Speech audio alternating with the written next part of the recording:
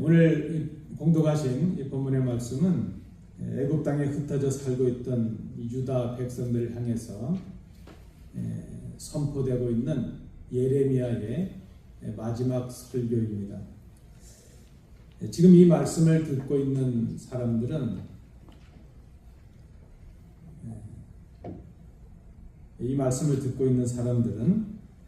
바벨론의 침공을 피해서 어떻게 보면 생존을 위해서 애굽으로 내려간 사람들이었습니다.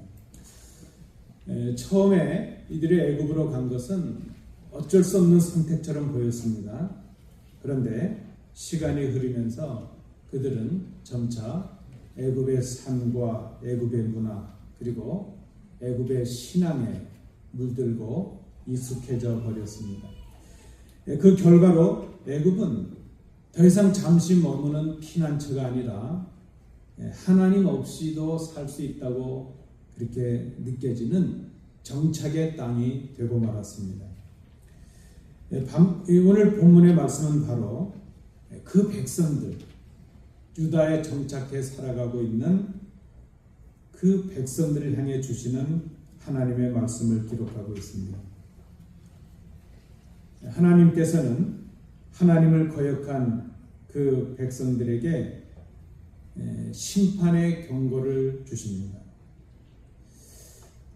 그러나 그 말씀은 비록 거역해서 떠난 백성이라 할지라도 끝까지 포기하지 아니하시고 돌아오게 하시는 하나님의 마음을 담고 있습니다. 오늘 이 본문의 말씀을 통해서 우리를 돌아오게 하시는 그 하나님의 마음을 확인하고 지금 우리가 처해 있는 삶의 자리가 어디인가 하는 것을 점검해 볼 수 있도록 하겠습니다. 애굽 땅에 살고 있는 사람들, 이런 주제로 24절, 25절을 생각해 봅니다. 주전 586년 유다를 무너뜨린 이 바벨론의 느부갓네살은 유다 땅에 총독을 파견해서 유다를 다스리게 하였습니다. 그런데 옛 왕의 종친이었던 이스마엘이라는 사람이 바벨론에서 파송한 총독을 암살해 버렸습니다. 그리고 암몬이라는 곳으로 도망을 했습니다. 이 사태를 수습한 요하난이라는 사람이 생각해 보니까 이제 바벨론의 보복이 두렵습니다. 그래서 당시에 강대국이었던 애굽이라는 곳으로 가기로 결정을 합니다. 바벨론을 피해서 도망을 하게 된 것이죠. 바로 그때 예레미야가 하나님의 말씀을 전합니다. 예레미야 42장 19절 말씀에 보면 유다의 남은 자들아 여호와께서 너희를 두고 하신 말씀에 너희는 애굽으로 가지 말라 하셨고 나도 오늘 너희에게 경고한 것을 너희는 분명히 알라 말씀을 합니다. 그러나 이어지는 43장 내용에 보면 백성들은 하나님의 말씀을 순종하지 아니하고 전쟁을 피하고 기근을 피해서 애굽이라는 곳으로 내려가게 됩니다. 사실 이 유다 백성은 자신들의 죄악으로 받은 그 형벌의 자리, 예루살렘과 유다를 떠나지 아니하고 그 자리에서 회개하고 하나님의 은혜를 구했어야 합니다.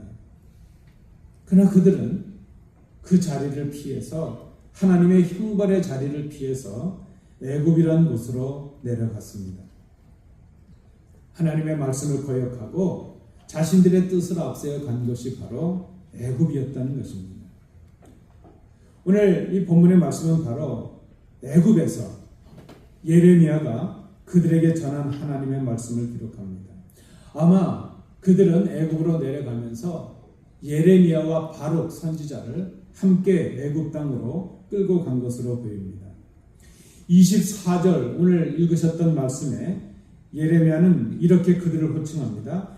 애굽 땅에서 사는 모든 유다 사람이여 이렇게 부릅니다. 피난처였던 애굽이 일시적으로 머물려고 했던 애굽이 어느새 그들이 살아가는 땅이 되어버렸다는 것입니다. 여러분 기억하십니까? 하나님께서는 모세를 통해서 이스라엘을 애굽에서 나오게 하셨습니다. 그래서 약속의 땅 가나안으로 인도해 주셨습니다. 그런데 지금 그 백성들은 다시 애굽으로 돌아가 버리고 말았습니다. 그들은 분명 유다 사람들이었고 하나님의 백성들이었습니다. 그러나 그들의 지금의 삶의 자리는 유다와 예루살렘이 아니라 다시 애굽 땅이 되고 말았습니다. 그 선택은 하나님 곁을 떠난 것이었습니다. 하나님 없이 살 수 있다고 선택한 곳이 바로 애굽이었다는 것입니다. 그리고 그들은 얼마 가지 않아서 그 애굽에 익숙해져 버리고 말았습니다. 익숙해진 그 결정적인 모습이 바로 애굽 사람들처럼 우상을 섬기게 되었다는 것, 그것을 오늘 본문이 기록합니다. 그들은 하늘의 여왕 아세라 우상을 말하죠. 하늘의 여왕에게 분양하고 전제를 드리겠다, 그렇게 공공연히 말을 합니다. 그들의 선택은 입으로 서약하고 서약한 것을 손으로 행하는 구체적인 삶이 따르는 결정이었습니다. 우리가 엄밀히 보면 그들이 우상을 숭배한 것은 애굽이라는 곳에 간 그 애굽의 환경 때문이 아닙니다. 그들이 애굽에 살았기에 우상을 섬긴 것이 아니라 우상을 섬기기로 선택했기에 애굽에 머물게 되었다는 것입니다. 자신들의 안전과 자신들의 풍요와 미래를 위해서 하나님이 아닌 다른 존재에게 자신들의 모든 것을 맡기겠다는 선언이었습니다. 그 결과에 대해서 하나님께서 오늘 본문 25절에서 이렇게 말씀하십니다. 너희 소원을 성취하며 너희 소원을 이행하라. 그러면 이것은 하나님의 허락이 아니십니다. 하나님 없이 살겠다는 그들의 선택을 그 죄악 가운데 그대로 버려두시겠다는 하나님의 심판의 말씀이었습니다. 다시 24절 처음을 보시기 바랍니다. 예레미야가 다시 모든 백성과 모든 여인에게 말하되, 이렇게 기록합니다. 지금 이 말씀을 받고 지금 애굽에 살아가고 있는 유다 백성은 명확하게 하나님의 말씀을 거역하고 애굽의 우상을 섬기고 있습니다. 그런데 하나님께서는 그런 그들에게 다시 예레미야를 통해서 당신의 말씀을 전하십니다. 지금이라도 거역하여 죄악 중에 있지만 지금이라도 이 말씀을 듣고 돌이키면 구원의 역사가 있다는 바로 그 말씀입니다. 그러나 다시 주어지는 이 말씀마저도 거역하게 되면 더 큰 심판의 진노를 쌓을 뿐입니다. 사랑하는 성도 여러분, 오늘 우리의 삶의 자리가 어디인가 생각해 봅니다. 하나님의 말씀을 거역하고 하나님 아닌 다른 것들을 주인으로 섬기고 있는 애굽의 땅에 거하고 있지는 않은가. 하나님의 이름을 부르곤 있지만 실상의 우리의 삶, 우리의 입으로 우리의 손으로 행하는 것은 우상을 섬기는 모습이 아닌가. 오늘 이 아침 다시 주어진 이 말씀을 통해서 우리를 정직하게 돌아볼 수 있기를 원합니다. 오늘 하나님께서 예레미야를 통해서 다시 말씀하시는 이유가 바로 여기에 있습니다. 26절, 27절 말씀에 보면 하나님은 예레미야를 통해 엄중한 말씀을 선포하십니다. 26절을 다시 보시죠. 유다 사람들의 입에서 다시는 내 이름을 부르며 주 여호와의 살아계심을 두고 맹세하지 못하게 하시겠다. 이 말씀을 주시는 하나님은 스스로 이 말씀을 반드시 이행하시겠다는 증인이 되시는 것을 봅니다. 우리 사람들은 다른 사람의 이름을 걸고 맹세하지만 하나님은 당신 이름 외에는 맹세할 대상이 없으시기 때문에 스스로 맹세하십니다. 이 말씀이 결코 초래되지 않을 것임을 선언하고 계십니다. 다시는 기회가 없을 것이라는 것을 선포하고 계신 것입니다. 더 이상 하나님의 이름을 부르지 못하게 하시겠다는 이 말씀은 단순한 벌의 선언이 아닙니다. 이는 하나님이 맺으셨던 하나님과의 백성의 언약의 파기를 의미합니다. 내가 곧 그들의 하나님이 되고 그들이 나의 백성이 되리라 하셨던 이 관계가 끊어졌다는 것을 의미합니다. 이제는 더 이상 이 유다 백성이라 할지라도 그들이 하나님의 백성으로 살 수 없게 되었다는 선언을 하시는 것입니다. 여러분, 하나님의 이름을 부를 수 없다는 것은 하나님과의 관계가 단절되었다는 것을 의미합니다.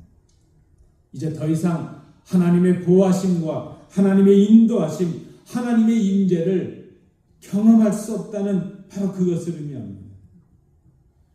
하나님과 단절된 그들에게 임하는 것이 무엇입니까? 구체적으로 오늘 본문이 말씀합니다. 하나님은 그들에게 복이 아니라 재난을 내리시겠다 말씀합니다. 애굽 땅에 있는 유다 사람들이 칼과 기근으로 멸절하게 되게 하시겠다. 그것을 지켜보시겠다. 살피시겠다. 그렇게 말씀합니다. 이것은 감정적인 분노의 폭발이 아니라 하나님을 떠난 삶이 반드시 맞이하게 되는 결과입니다. 하나님 없는 선택은 반드시 하나님 없는 결과를 경험하게 되기 때문입니다. 하나님을 하나님으로 부르고 하나님께 기도할 수 있고 하나님께 예배할 수 있는 것이 하나님께서 주신 복입니다. 하나님의 이름을 부를 수 있다는 것이 하나님이 우리의 하나님이시고 우리가 하나님의 백성이라는 증거가 됩니다. 우리가 하나님과 바른 관계를 맺고 있다는 증거입니다. 하나님은 당신의 이름을 가볍게 부르는 것을 허락하지 않으십니다. 말씀을 거역하고 하나님을 떠나 하나님의 이름을 부르는 것, 그것은 더 큰 죄를 쌓는 일이 됩니다. 하나님 보시기에 가증한 일이라 하십니다. 하나님의 이름을 부를 때 하나님이 기뻐 들으시는 것, 그것이 바로 하나님께서 주신 복이라는 것을 우리가 기억해야 될 것입니다.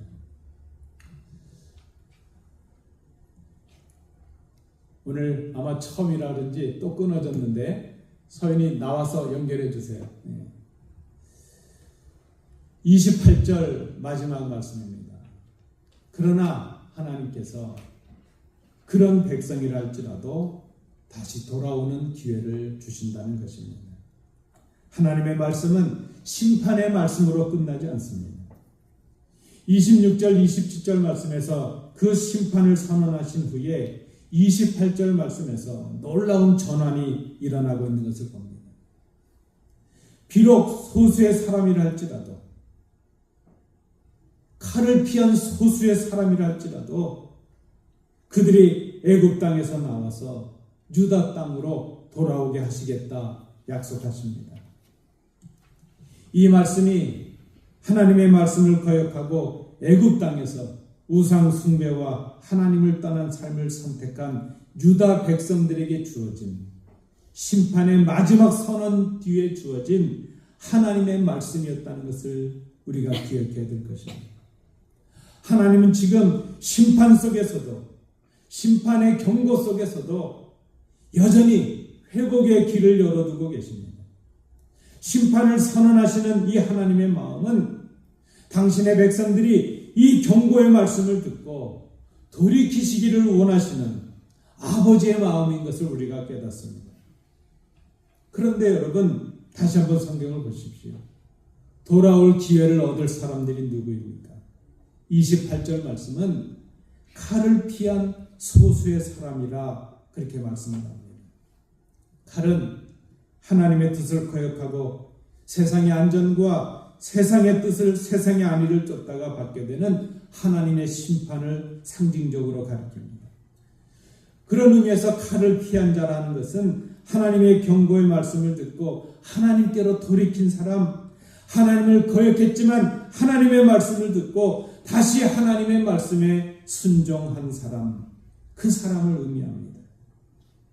구원이 오직 하나님께만 있음을 깨닫고 심판의 고난 속에서도 하나님을 주인으로 붙드는 사람. 그런데 그렇게 칼을 비하는 사람이 소수에 불과하다는 것입니다. 하나님의 말씀을 듣고 그 말씀에 순종하고 회개함으로 돌이키는 사람이 많지 않습니다. 오늘 이 땅에 하나님의 말씀은 넘쳐나지만 그 말씀을 듣고 마음을 찢으며 하나님께로 돌이키는 사람은 너무나도 적습니다. 말씀을 순종하고 지키는 사람들은 찾아보기가 어렵습니다. 주님께서도 이렇게 말씀하셨습니다. 누가복음 18장 8절 말씀에 인자가 올 때에 세상에서 믿음을 보겠느냐. 마태복음 7장 13절 14절 말씀에서도 말씀하십니다.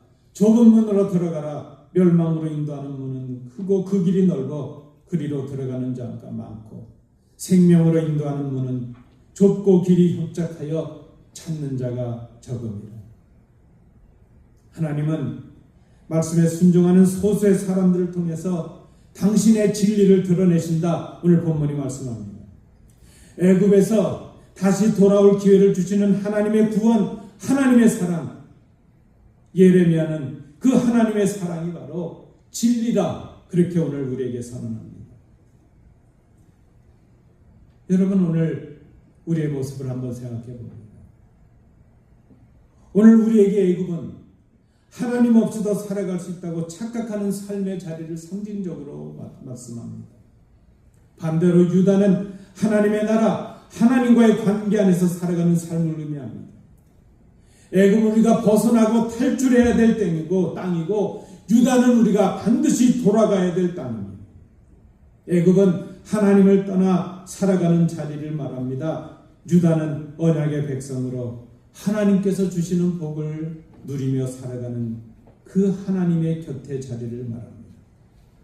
비록 지금 애굽 땅에 머물러 있을지라도 그곳에서 하나님의 말씀과 세상의 말을 분별하며 하나님의 말씀과 세상 인간들의 뜻을 분별하며 하나님의 복을 누리며 살아가는 자리, 그것이 바로 우리가 돌아가야 될 하나님의 품이라는 것입니다. 하나님은 오늘도 비록 애굽 땅에 머물러 있다 할지라도 그 자리에서 하나님의 말씀과 세상의 말을 분별하며 하나님의 말씀을 붙드는 사람들, 그 소수의 사람들, 그들을 여전히 기다리십니다. 그리고 그들에게 여전히 돌아올 길을 허락하고 계십니다. 그래서 하나님은 심판을 말씀하시면서도 그 심판의 말씀이라도 붙잡고 돌아오기를 기다리십니다. 여러분, 이 말씀을 다시 한번 생각해 보십시오. 다시는 내 이름을 부르지 못하게 하시겠다는 이 말씀은 지금이라도 빨리 돌이키고 내 이름을 부르는 자녀들이 되라는 간곡한 요청의 말씀입니다. 내가 재난을 내리고 복을 내리지 않겠다는 그 말씀은 속히 다시 돌아와서 내가 너에게 복을 내리고 재난을 내리지 않도록 하라는 하나님의 간곡한 요청입니다.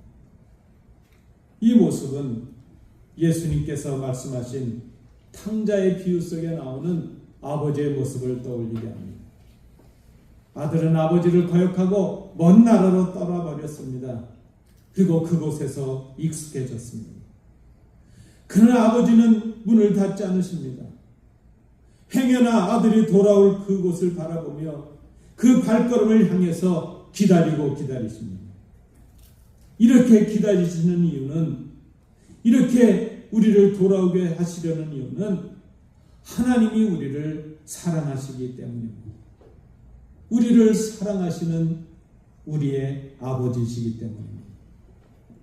여러분, 아버지에게 큰 기쁨은 아들이 돌아오는 것입니다. 하나님은 우리가 그 어떤 기쁨보다도 우리가 하나님께로 돌아가는 기쁨을, 그것을 우리에게 원하고 계십니다.